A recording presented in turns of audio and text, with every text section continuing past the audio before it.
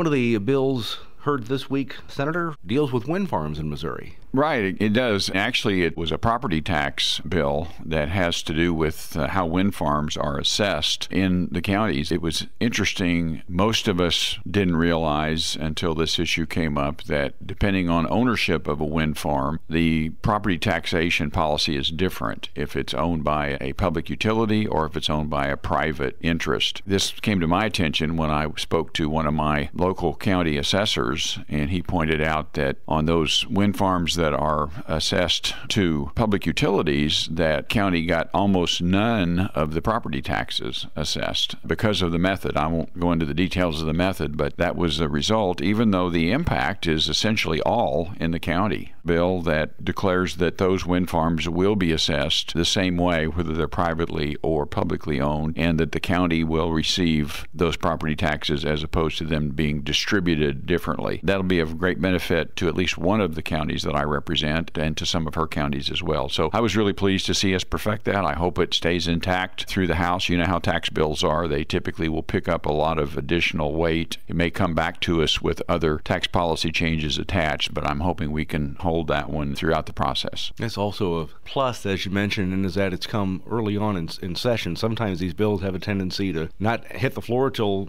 mid-April, early May sometimes. That's right. And of course, that really, the calendar becomes your enemy pretty quickly in the legislative session. This week also, a lot of time spent on Senate Bill 7. That's the joinder and venue bill. And it's, again, another bill starting earlier than later, but a lot of pieces and a lot of time spent on this issue this time, too. This was considered a high priority bill by our caucus, hence the low bill number. Senate Bill 7 represents that it was filed early and assigned early. It contains a number of measures that we have worked for years to try to address. They're largely affect in St. Louis City, where their courts have, in my opinion, deliberately ignored existing law. And when they deal with joinder or venue, joinder is when two parties join together in a lawsuit, and venue is just where that lawsuit should happen according to law. Some of the abuses that we've seen there have actually gotten St. Louis labeled as one of the top judicial hellholes, quote unquote, in the country. This bill was greatly impacted by a recent Supreme Court opinion that was handed down on February 13th that